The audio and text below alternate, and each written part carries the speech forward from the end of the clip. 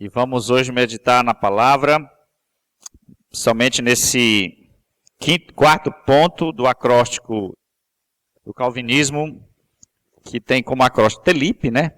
Na verdade é tulipa, né? Tulipa, a ideia de uma rosa. E nós estamos meditando em cada um dessas letras. Hoje foi me dado a responsabilidade de considerar o quarto do acróstico, que é a letra I. Irresistível é a graça de Deus. A gente cantou, né? Há pouco tempo, escolhido fui. Irresistível é a graça de Deus. Eu vou fazer o seguinte questão. Preste atenção como é que eu vou palestrar, ministrar. Eu não vou, se houver oportunidade, eu vou responder qualquer dúvida ou quaisquer dúvidas que venham a ocorrer na ministração. Mas o meu desafio é exatamente reverter aqui a questão. No lugar de ser questionado, eu vou propor as questões para você. E à medida que eu for expondo esse tópico, essa palestra, essa mensagem, eu vou dar subsídio para você responder as questões que eu vou apresentar na introdução. Quando eu terminar a palestra, eu acredito que se você estiver atento, não deixar a sua mente devagar, né? Perambulando por aí, mas se disciplinar para considerar, eu creio que você seja capaz de responder essas questões introdutórias. Então eu vou apresentar 3 questões introdutórias, vou discorrer sobre o assunto e na conclusão eu vou retomar essas questões e vou propor que vocês mesmos respondam essas questões a partir daquele conteúdo que eu expus aqui. Tá bom? Entenderam? Todo mundo compreendeu como é que vai ser a exposição? Então vamos lá às perguntas. Eu tô aqui, ó.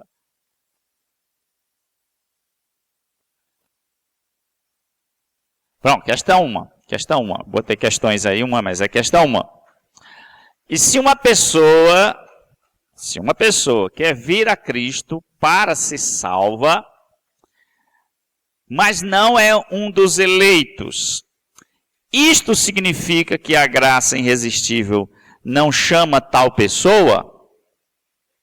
Essa é a primeira questão. Se uma pessoa quer vir a Cristo para ser salva, mas não é um dos eleitos, isso significa que a graça irresistível não chama tal pessoa? Segunda questão. O que acontecerá se a graça chamar um dos eleitos, mas ele não quiser vir a Cristo? Quase o inverso da outra, né? Para ser salvo. Isso quer dizer que Deus o arrasta pela porta da salvação, enquanto este eleito grita e vocifera sua rebelião contra Deus. Vou repetir, né? Imagina aí que se Deus chama um dos eleitos, mas ele não quer vir, ele resiste. Então o que é que Deus vai fazer? Vai arrastar ele contra a vontade dele, né? Como se fosse um cão bravo indo para uma jaula. E a terceira questão é esta. Que efeito essa doutrina causará ao evangelismo e missões? Se Deus atrairá os eleitos de maneira irresistível, isso não vai destruir a responsabilidade do homem em se arrepender e crer no evangelho, bem como a responsabilidade da igreja em levar o evangelho a todo mundo. Ou seja, se Deus vai atrair irresistível, qual é a responsabilidade do homem em crer e qual é a nossa responsabilidade em pregar? Tá bom? Todo mundo lembra aí? Eu vou retomar no final da palestra, tá bom? Da mensagem.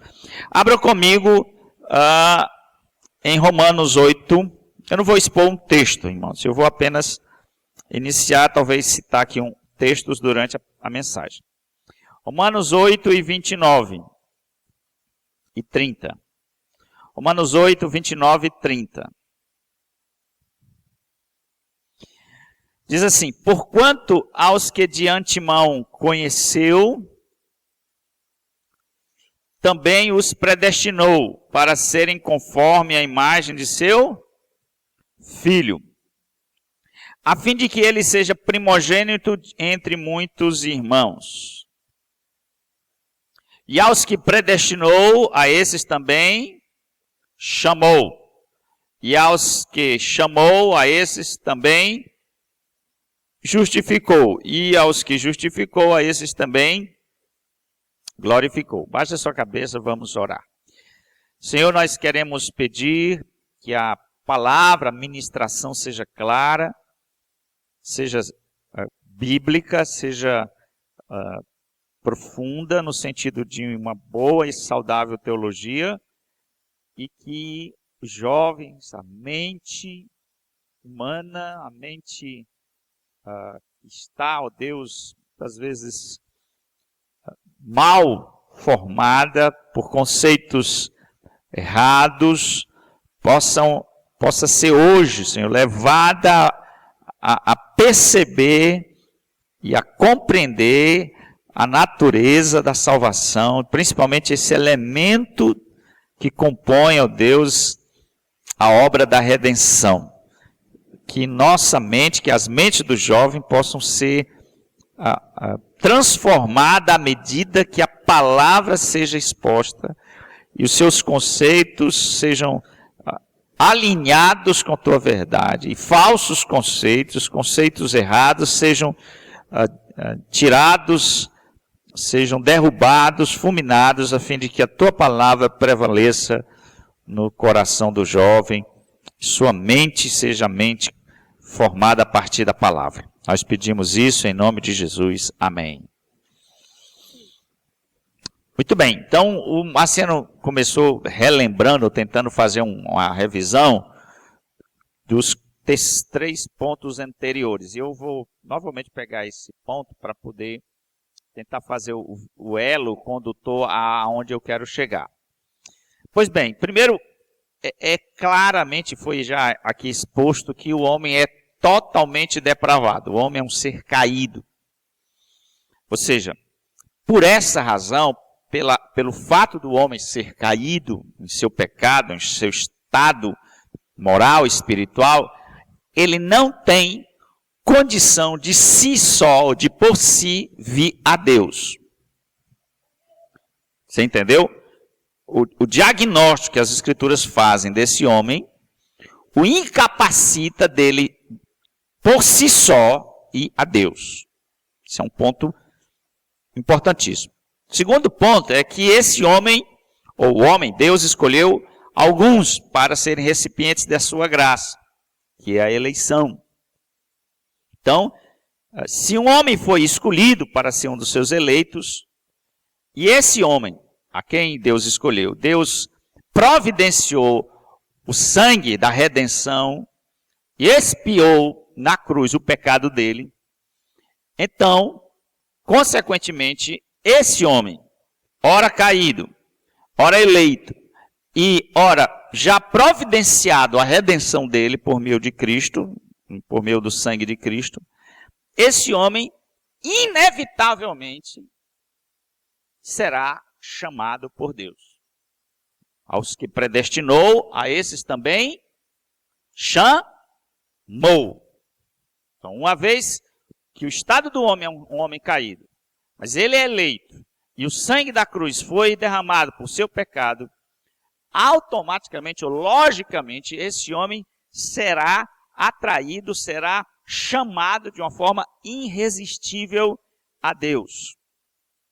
Portanto, o que é graça irresistível? Graça irresistível afirma que o Espírito Santo não falhará, não poderá falhar em trazer a fé ao eleito, ou levar o eleito à fé em Cristo. Então o Espírito Santo fará um trabalho eficaz. Não há como falhar o Espírito Santo nessa obra, nessa sua operação. Então vamos começar a distribuir aqui alguns conceitos. Graça e Espírito. Eu vou, antes de falar esse cânon de Dó, graça e Espírito. que significa graça? Né? Graça irresistível. O que significa graça? Todo mundo aqui sabe esse conceito? Graça, o que é graça? Graça é um favor imerecido. É aquilo que você não merece, mas Deus lhe dá. Ela é exatamente o oposto de misericórdia. Misericórdia é aquilo que você merece, mas Deus não lhe dá. Então, graça é a outra medalha, vamos dizer assim, o reverso da medalha da misericórdia. Então, quanto que Deus age de misericórdia? Por não nos dar a punição merecida pelos nossos pecados e por misericórdia poupar-nos, ele, além de ser misericordioso, ele vai além. Nós merecíamos a ira dele, a justa ira dele. Mas Deus, por graça, que é um favor imerecido, não nos dá. Não nos dá. Então, graça e misericórdia. Então, graça é uma bênção outorgada ou concedida espontaneamente a pecadores que não merecem. E, na verdade, eles merecem o inferno. Na verdade, eles merecem a ira santa e justa de Deus.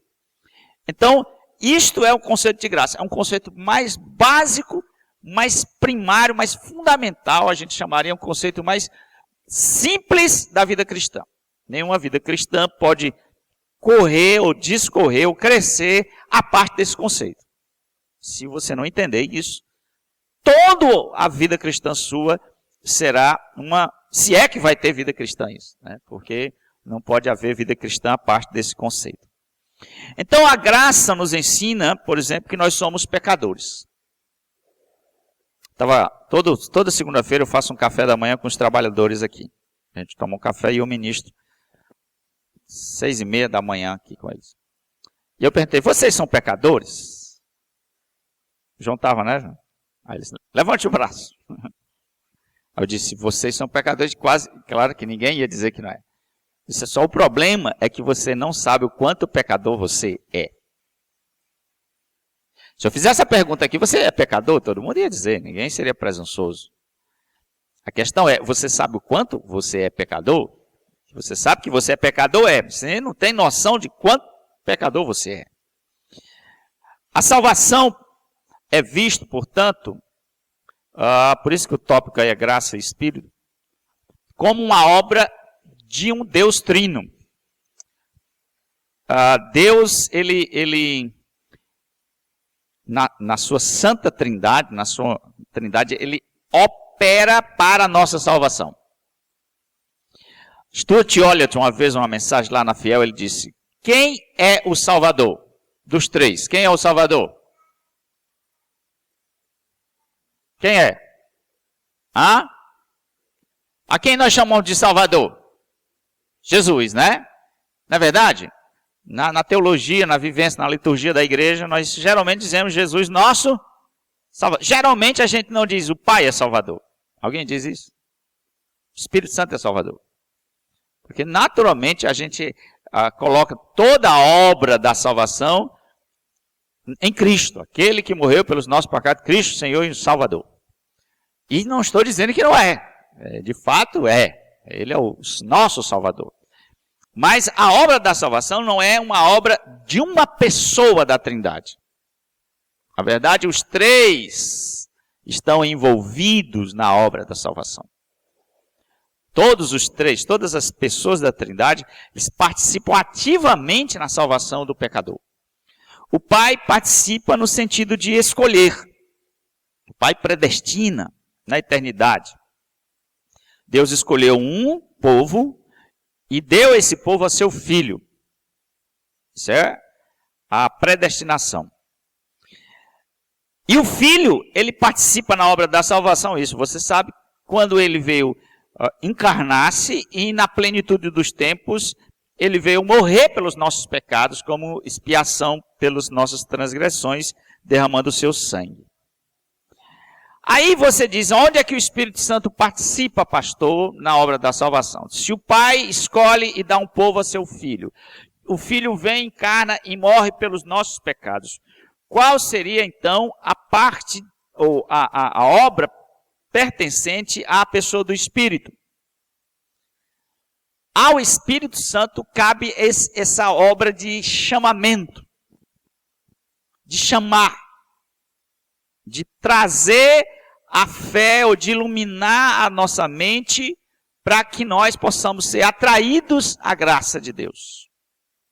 O Espírito Santo, portanto, é aquele que aplica a obra ao eleito. O Pai predestina, o Filho morre, mas cabe o Espírito Santo aplicar toda a obra, porque a menos que seja aplicado, não pode haver salvação. Certo? A obra da salvação tem que ser completa. Essa figura é muito clara na obra do tabernáculo, no sacerdócio. Quando o ofertante leva a oferta, o animal, depois dele sacrificar, ainda a obra não estava terminada. Não estava. O sacerdote tinha que pegar o sangue e aplicar, jogar, aspergir sobre o ofertante. Ali a obra terminava. Esse é o fato. A obra, Deus nos predestinou, Cristo morreu, mas a obra precisa ser aplicada. E é o Espírito que faz essa obra. Essa aplicação nós chamamos, ou a teologia chama de graça eficaz, alguns chamam, ou graça irresistível.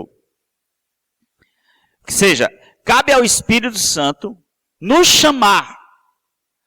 É obra do Espírito Santo nos regenerar. É obra do Espírito Santo nos salvar também. Por isso que Stuart Hall diz, quem é o Salvador? O Pai é Salvador, o Filho é o Salvador, o Espírito é Salvador, o Deus Trino é Salvador. Porque ambos, os três, cooperam para a salvação do homem. E ao Espírito Santo cabe a ele exatamente aplicar, regenerar, iluminar, nos dar vida para que possamos ser assim nos levando à graça. Os cânones de Dort, eu não vou entrar aqui, mas eu falei no primeiro ponto, né? Quando eu fui falar sobre os remonstrantes, a disputa entre o arminiano e o calvinista. E lá na Holanda, então, surgiu um sino de Dort com os cânones. Eu vou ler aqui rapidamente o cânone de Dort que fala sobre esse aspecto da chamada graça irresistível. Deus realiza seu bom propósito nos eleitos e opera neles a verdadeira conversão da seguinte maneira. Ele faz com que ouçam o evangelho mediante a pregação e poderosamente ilumina suas mentes pelo Espírito Santo, de tal modo que possam entender corretamente e discernir as coisas do Espírito de Deus. Então, o Espírito Santo ilumina. Nós, na condição de caídos, somos cegos, mortos. Nossa mente não consegue entender Deus. Nossa mente é uma mente depravada, caída. Nós resistimos à verdade. Nós somos enganados pelos nossos corações caídos. Não há quem faça o bem, não há quem entenda. Não. Todos estão cegos, mortos. O Espírito vem e ilumina os nossos corações, ilumina a nossa mente, e aí a gente vê, de fato, como é Deus. Ele usa, obviamente, a palavra, o Evangelho. Mas pela operação eficaz do mesmo Espírito regenerador, Deus também penetra até os recantos mais íntimos do homem. Ele abre o coração. Alguém diz, olha, Deus não bate na porta. Ele arromba a porta. ele não tem essa história. Ele abre o coração. Sempre dizia assim, né, que uma figura assim poética, né, que, eis que estou à porta e bato. Né? Aí, não, ali tem uma fechadura por dentro. A porta não tem uma fechadura por fora. A fechadura está por dentro e só você pode abrir. Você não vai abrir. Quem vai abrir essa porta Lá em Atos 16, Deus abriu o coração de Lídia para que entendesse o Evangelho. Se Deus fosse esperar que você abrisse essa porta, estava ruim, viu? Você não abriria, não. Ele abre o coração fechado e amolece o que está duro, circuncida o que está incircunciso e introduz novas qualidades na vontade. Esta vontade que estava morta, mas ele a faz reviver. Essa vontade era má, mas ele torna boa. Ela estava indisposta, mas ele torna disposta. Era rebelde, mas ele faz obediente. Ele move e fortalece essa vontade, de tal forma que, como uma boa árvore, seja capaz de produzir frutos de boas obras.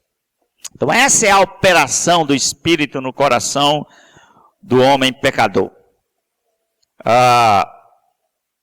Os catecismos do Westminster diz assim, ó, todos aqueles que Deus predestinou para a vida, e só esses, ele é servido no tempo por ele determinado e aceito. Chamar eficazmente pela sua palavra e pelo seu Espírito, tirando-os por Jesus Cristo daquele estado de pecado e morte, em que estão por natureza, e transportando para a graça e salvação. Isso ele faz o quê? Como é que ele faz esse processo? Iluminando os nossos entendimentos, a fim de que nós possamos compreender a salvação. Tirando os seus corações de pedra e dando-nos um coração de carne, renovando nossa vontade caída e determinando sua onipotência para que o que é bom e atraído eficazmente a Jesus Cristo. Mas de maneira que eles vêm muito livremente, sendo para isso dispostos pela sua graça. Catecismo de Westminster, Confissão de Westminster 10:1.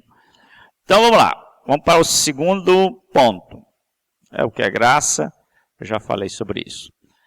Agora, graça, o quê? Irresistível. Trabalhei no conceito de graça, agora eu preciso explicar o que é irresistível. Quando você ouve essa palavra irresistível, quais são as impressões que vêm à sua mente? Geralmente a gente tem uma ideia, e principalmente que eu falei que Deus não bate na porta, né? Você pode ter a ideia, ou sugerir a ideia de uma certa violência,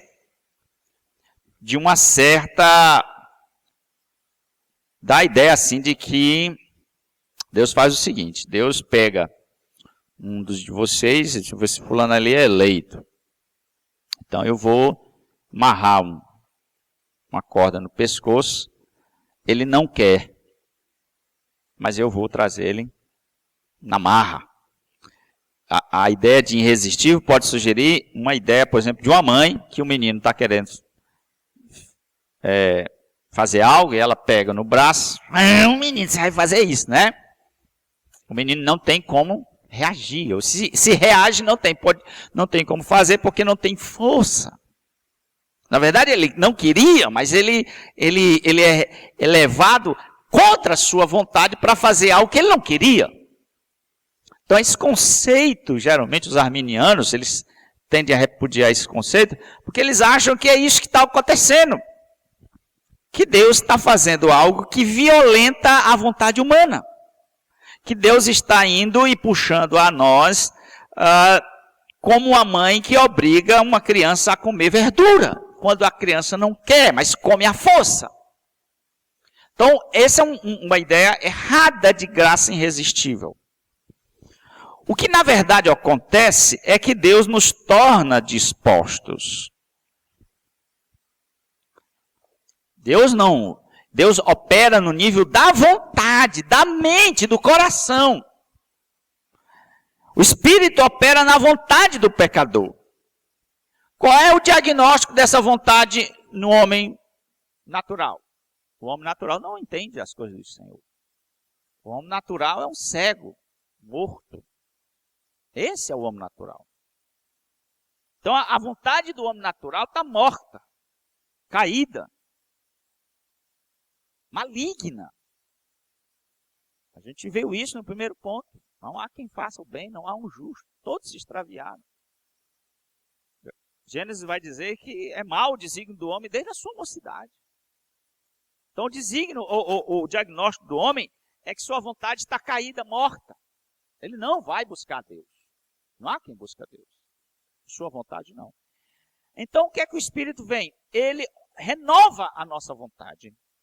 Ele transforma a nossa vontade. Ele opera na nossa vontade de tal modo que nós vamos a Ele alegremente. Quando Ele ilumina os nossos corações e abre os nossos olhos, a ideia agora de irresistível não é algo que nós vamos fazer porque nós somos coagidos ou obrigados a fazer. É porque outrora nós não percebíamos a beleza de que é Jesus Cristo.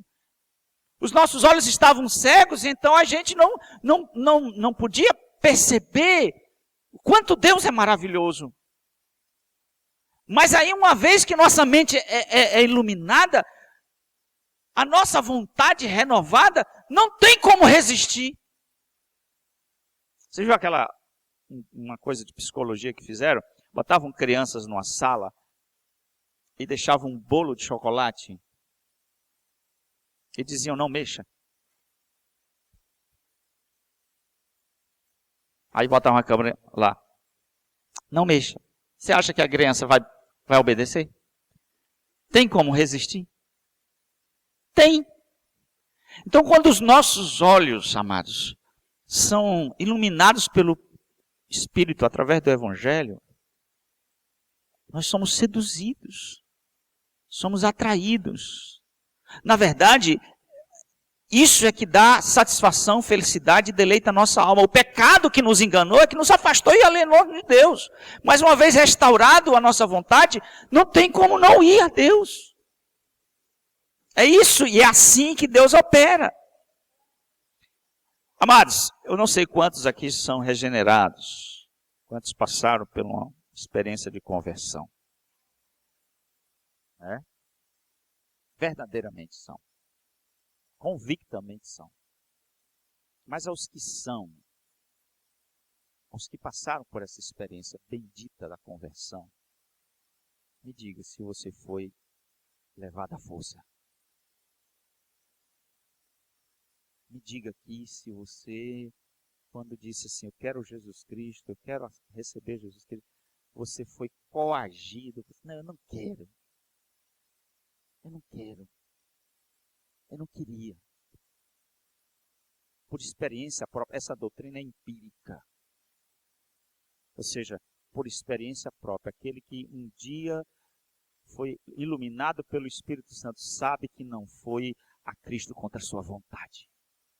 Foi exatamente porque Deus abriu os olhos e disse, não dá para não ir. Não dá para não crer. Não é essa a experiência? Ou você está aqui porque é o jeito? Ou você está aqui porque você é oba-oba? Ou você está aqui porque é a amizade? Ou você está aqui porque sua mãe manda você ir para a igreja? Hein? Por que você ama a palavra? Por que você se deleita? Por que você vem para a igreja? Você não passou por uma experiência de tal forma que isso lhe constitui seu deleite? Se essa operação não ocorrer na sua vontade, não adianta, meu querido. Não adianta. Se Deus não opera nesse nível, a vida cristã vai ser um tédio, um inferno. Não tem jeito, você vai ser que tédio. Eu queria estar fazendo outra coisa na minha vida, não ficar aqui citando versículo, cantando que amor é esse. Sabe, eu tenho mais o que fazer. Por isso que, para que a experiência da vida cristã seja deleitosa em uma fonte de prazer, Deus tem que operar nesse coração endurecido, cego. De tal forma que a gente não tem como resistir. A gente vai. E vai alegremente. Vamos abrir em Atos 16, 14 e 15. Atos 16, 14 e 15.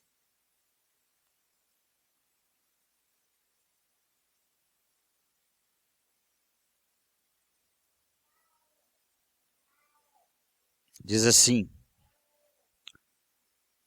certa mulher chamada Lídia, da cidade de Tiatira, vendedora de púrpura, temente a Deus, nos escutava.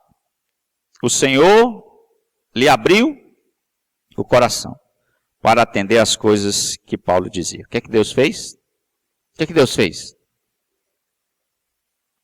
Iluminou a mente dela. Ele fez isso, a gente vai ver, né? Mas ele fez isso por meio de algo. Foi místico isso. Pá!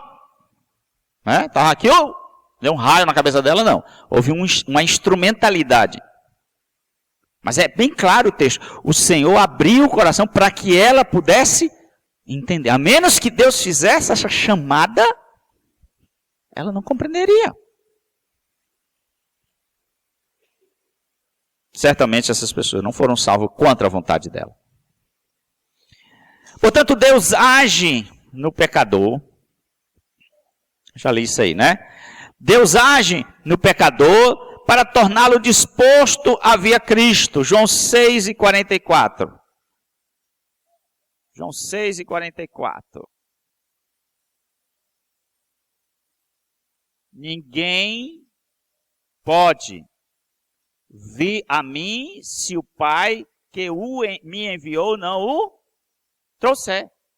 Então Deus age no pecador de tal maneira que faz com que ele se disponha a ir livremente a Cristo.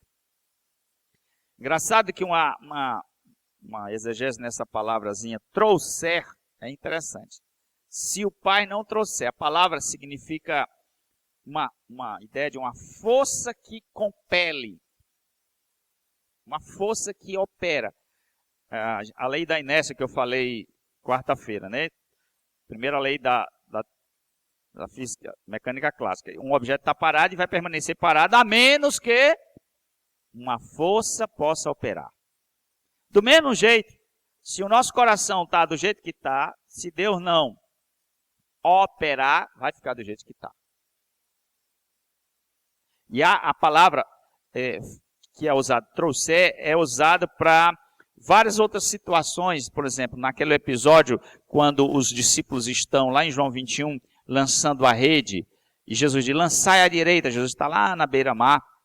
Aí quando ele lança, aí os discípulos estão arrastando a rede. A mesma esteira. Ou seja, há uma força que traz. Então Deus opera no coração, iluminando uma força superior, exercendo nesse coração, de modo que seja bem sucedido aquele que realiza o arrasto. Ou seja, assim como aqueles discípulos arrastaram a rede e foram eficazes, Deus também opera e traz de forma que garanta o sucesso da empreitada. Portanto, o Espírito Santo destrói nossa oposição. Como ele destrói a nossa resistência natural? Apenas operando na nossa vontade e iluminando os nossos corações. Podemos reagir contra o evangelho antes. Quem é evangelista, quem já compartilhou o evangelho, sabe que toda pessoa vai reagir naturalmente ao evangelho. Essa é a predisposição natural do coração humano, antes. Mas depois que o Espírito Santo opera, iluminando os nossos corações, aí não. Depois que vem essa obra da graça irresistível, nossa vontade é mudada, então o Espírito Santo, renovando nossa vontade, nos torna livres, e aí então nós passamos a obedecer alegremente o Senhor. Portanto, o Espírito Santo não anula os processos normais do pensamento, ele não aniquila o pecador, mas ele transforma a nossa vontade. Certo? Tem um texto lá em Osés que eu gosto muito, já preguei uma vez. Atraí-os com corda humana, com laços de amor. 11:1. É assim que Deus faz. Deus opera no nosso coração e torna a pessoa dele, o evangelho da graça de Cristo, tão irresistível, que nós somos seduzidos e atraídos com cordas humanas, com laços de amor. Não dá para não ir.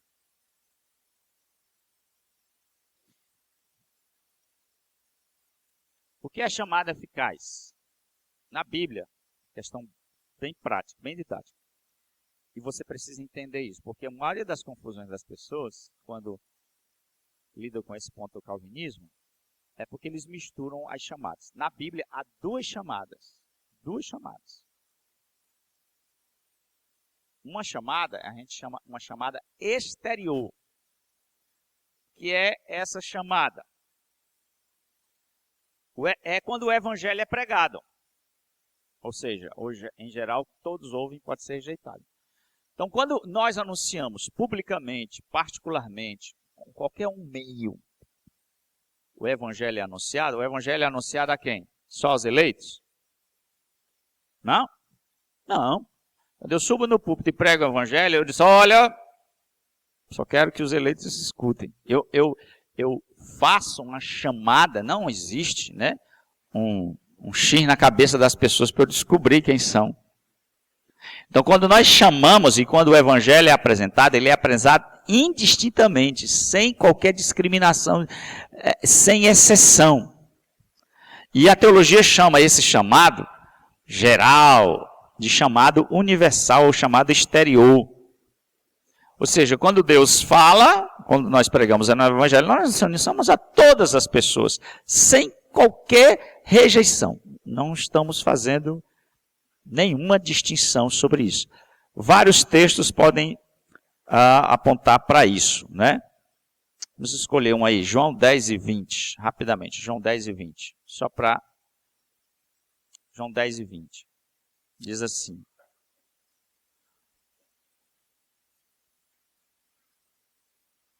muitos deles diziam, ele tem demônio, enlouqueceu, porque o ouvis. Eu não sei se é esse texto, não, mas talvez seja essa a ideia. Mas há outros textos, talvez Hebreus 12, 25 seja melhor. Hebreus 12, 25.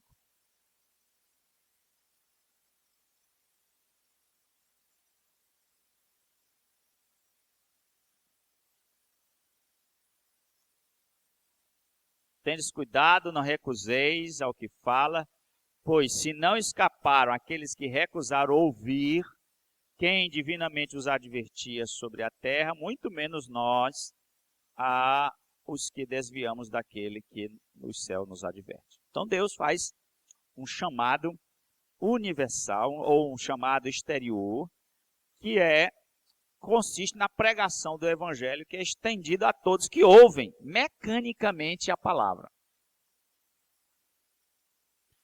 É uma chamada autêntica, tá certo? Sincera, a todos. E todos são convidados. Lembra que eu preguei Isaías 55? Ah, vós que tendes sedes, a todos vós que tendes sedes. Outra, vinde a mim, todos vós.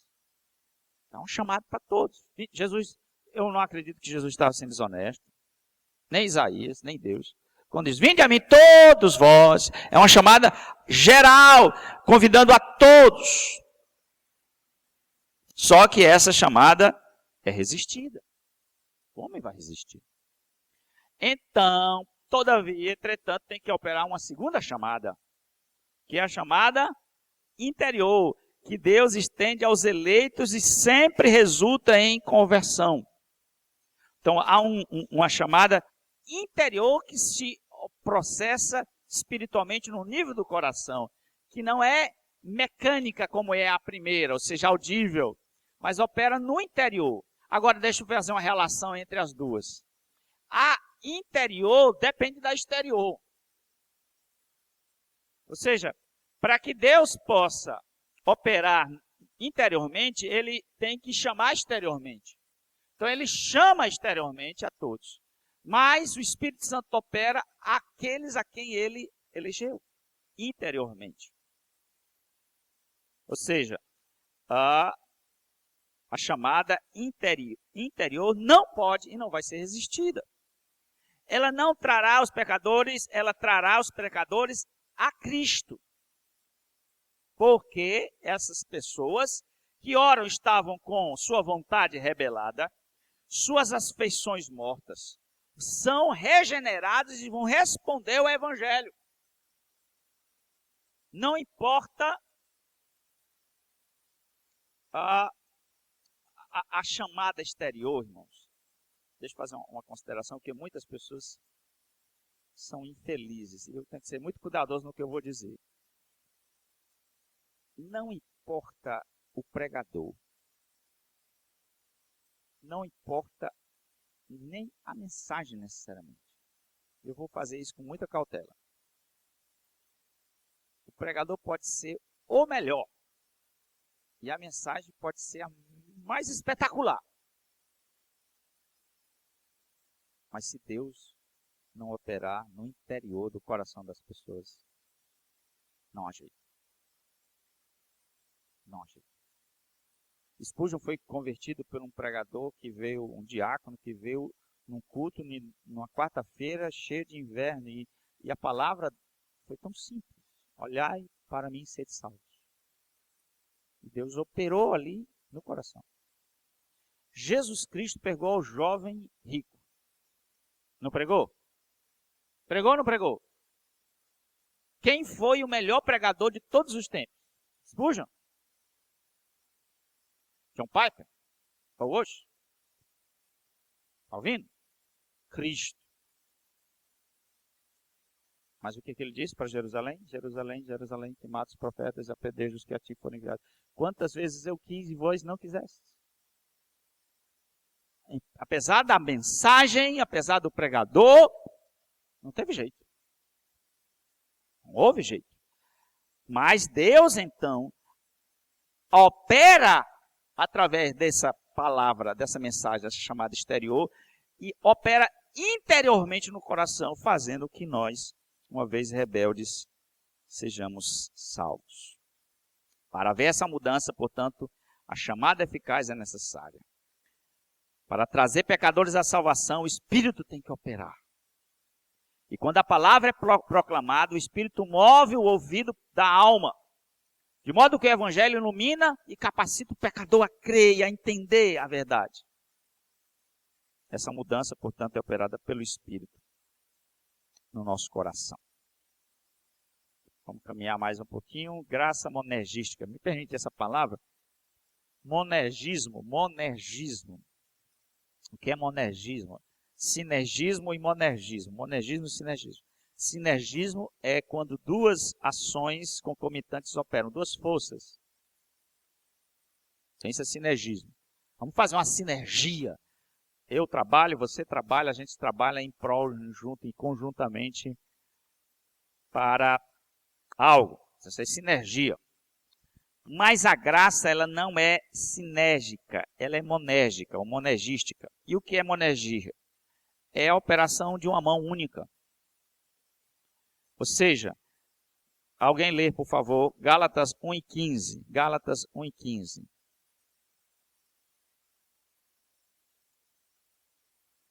Gálatas 1:15. Marciano, lê aí bem alto, porque está sendo gravado. Uhum.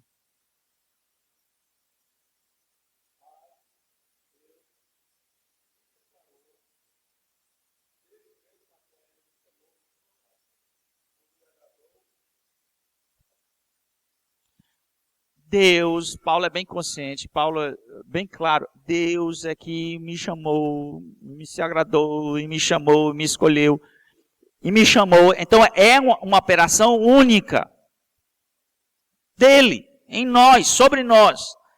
Nós o amamos porque ele nos amou primeiro. Não sou eu que chamo Deus. Você não chamou Deus, pastor? Não, foi ele que me chamou primeiro e depois eu o chamei. Eu só pude dizer, Deus tem piedade de mim porque eu sou pecador, me salva do meu pecado, quando Deus operou em meu coração. Não temos capacidade natural de responder ao chamado universal de Deus. Os arminianos têm uma ideia para poder resistir a esse conceito. Eles dizem assim, não, Deus faz assim. Olha como ensina os arminianos. Eles ensinam que o homem é pecador. eles ensinam que o homem vai resistir à vontade de Deus, mas eles fazem o seguinte: Deus tem uma graça chamada graça preveniente. Olha a jogada dele. Então Deus opera prevenientemente e torna todo mundo apto para poder escolher ou rejeitar Deus. É assim que os arminianos creem. Então vamos estar aqui, tem 50 pessoas aqui. Eles dizem, todo mundo vai resistir a Deus. Então como é que Deus faz? Ele derrama a sua graça preveniente. Aí deixa o seu coração. Aí você tem capacidade de escolher ou não. De uma forma, Deus vai ser mais justo, ele diz. Mas não é assim que Deus faz. Coloquei no Facebook, hoje, porque eu estava estudando, aí eu botei isso. Um cristão legalista criticou certa vez o testemunho de outro cristão dizendo: aprecio tudo que você disse sobre Deus, que Deus fez por você. Mas você não disse nada sobre sua parte na salvação. O cara disse, rapaz, Deus me salvou, Deus me chamou, Deus... Ele todo tempo falando da operação de Deus. Deus me regenerou, Deus me batizou, Deus iluminou, Deus me morreu por mim, Deus pregou a palavra. Aí o cara disse, rapaz, tô achando que você está pegando muito pesado. O cristão respondeu. Qual foi a sua parte? Aí ele respondeu, desculpe-me por isso. Eu realmente devia ter dito que minha parte foi fugir do Senhor e a parte dele foi seguir-me até me agarrar. É assim que Deus opera. Para encerrar nossa palestra, os meios e os frutos. Qual é a mediação dessa graça irresistível? Ou seja, o Espírito Santo opera por meio de quê? Misticamente. Qual é o meio pelo qual Deus chama as pessoas? Acho que você já deve ter sabido, né? Mas eu vou explicar. O meio é o Evangelho. O Evangelho da salvação de Deus em Cristo é aplicado pelo Espírito. Ou seja, não há meio pelo qual o homem possa ser salvo. A parte da pregação do Evangelho. Deus usa meios. Por exemplo, a oração é um meio, é uma mediação de Deus operar no mundo. Pastor, por que nós oramos se Deus já determinou todas as coisas? Porque Deus determinou que a oração é o meio pelo qual ele vai agir. Então, por que nós vamos pregar o Evangelho, pastor, se a coisa já está carta marcada? Não, porque Deus vai somente operar por meio do Evangelho pregado. O Espírito Santo, para poder iluminar os nossos corações, vai usar a palavra. Lembra a Lídia? Estava ouvindo Paulo pregar. Deus lhe abriu o coração. Então, o meio é o Evangelho da salvação de Deus em Cristo. Calvino afirmava que quando um pregador estava pregando um sermão, havia duas operações concomitantes. Havia o pastor externo, que traz a palavra de Deus ao ouvido, como você está ouvindo aqui, mecanicamente o som. Mas há outro que está ali agindo, que é o Espírito. E ali o Espírito move a palavra até a alma, coisa que eu não posso fazer. Eu não posso. Eu não tenho coisa. Eu sou um ser humano caído. Eu não posso mudar um coração. Nenhum homem pode fazer essa operação de mudar um coração. Ninguém. É Deus que muda. Então, quando o pregador prega, e aí eu vou dizer, né? Eu disse que não importa o pregador e não importa a mensagem, eu não estou dizendo que o pregador não tem que estar ungido no Espírito e a mensagem tem que ser abobrinha. Não estou justificando pregador medíocre nem conteúdo insignificante. Eu só estou dizendo que, embora o pregador seja o melhor possível e a mensagem seja a mais clara possível, a menos que o Espírito mova a palavra até a alma, despertando o homem, ele não crerá. A voz externa é ineficaz quando não é animada pela voz espiritual do Espírito Santo. E quais são os frutos? Ou seja, quando Deus chama, qual é o resultado disso? Uma nova identidade em Cristo. O homem é unido com Cristo. Ele tem liberdade para servir. Ele ama as pessoas. Ele tem paz que excede todo entendimento. Ele louva a Deus. ele vai perseverar no meio ao sofrimento, ele tem uma vida santa e ele vai para o reino celestial. São os resultados que opera essa graça irresistível, os frutos que ela trazem. Saber que a graça salvadora é irresistível é um grande benefício à evangelização. Não desistimos. Todos nós sabemos, amados, que evangelizar é uma tarefa árdua. Não é verdade? Sinceramente, quem aqui evangeliza? Né? Eu vi uma frase facebookiana, para variar, né? Disse assim: mais do que paixão pelas almas dos perdidos. Hoje os crentes não têm paixão, é por Cristo. Porque se tivesse paixão por Cristo, pregaria o Evangelho. Então, nós sabemos, eu já fui um evangelista de porta em porta lá, Testemunho de Jeová, no bairro aqui, eu fiz um mapa